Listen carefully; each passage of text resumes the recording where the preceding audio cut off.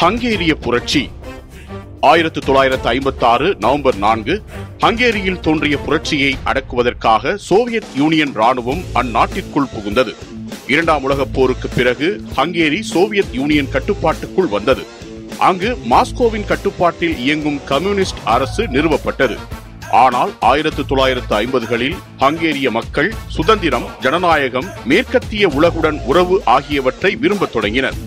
இதே சமயம் சோவியத் ஆதிக்கம், வறுமை, உணவு தட்டுப்பாடு ஆகியவற்றால் மக்கள் அதிர்ச்சி அடைந்தனர். மாணவர்களும் தொழிலாளர்களும் இணைந்து சோவியத் கட்டுப்பாட்டுக்கு எதிராக புடாபெஸ்ட் நகரில் ஆர்ப்பாட்டம் நடத்தினர். சோவியத் படைகள் ஹங்கேரியிலிருந்து வெளியேற வேண்டும், புதிய சுயாட்சியுள்ள ஜனநாயக அரசு அமைக்க வேண்டும், பேச்சு மற்றும் பத்திரிகை சுதந்திரம் வேண்டும், முன்னாள் பிரதமர் இம்ரே நாஜி மீண்டும் ஆட்சிக்கு வர வேண்டும் என்ற கோரிக்கைகள் இதில் வலியுறுத்தப்பட்டன. இந்த ஆர்ப்பாட்டம் விரைவில் மக்கள் எழுச்சியாக மாறியது. சில பகுதிகள் புரட்சியாளர் குழுக்களின் கட்டுப்பாட்டிற்குள் வந்தன. இம்ரே நாஜி பிரதமராக நியமிக்கப்பட்டார்.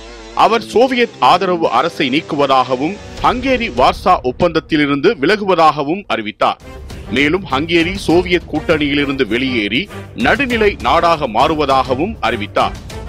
இது சோவியத் யூனியனை மிகுந்த அதிர்ச்சியடைய செய்தது.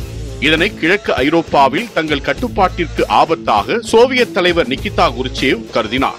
இதையடுத்து ஹங்கேரியை கட்டுப்படுத்தும் நோக்கில் நவம்பர் 4 அதிகாலை சுமார் 2 லட்சம் சோவியத் வீரர்களும் 2500 டேங்குகளும் ஹங்கேரியினுள் நுழைந்தன.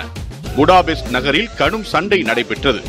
வெகு விரைவில் சோவியத் படைகள் நகரத்தை கைப்பற்றின. இந்த சண்டையில் 20,000க்கும் மேற்பட்ட ஹங்கேரியர்கள் கொல்லப்பட்டனர்.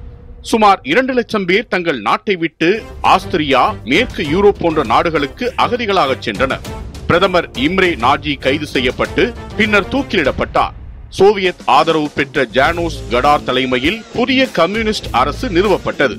அமெரிக்கா, இங்கிலாந்து உள்ளிட்ட மேற்கத்திய நாடுகள் இதனை தீவிரமாக கண்டித்தன.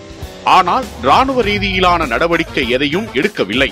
அந்த சமயத்தில் சூயஸ் நெருக்கடி நடந்து கொண்டிருந்ததால் மேற்கத்திய நாடுகள் அதில் கவனம் செலுத்தின. இதனால் ஹங்கேரியர்கள் தாங்கள் தனித்து விடப்பட்டதாக உணர்ந்தனர்.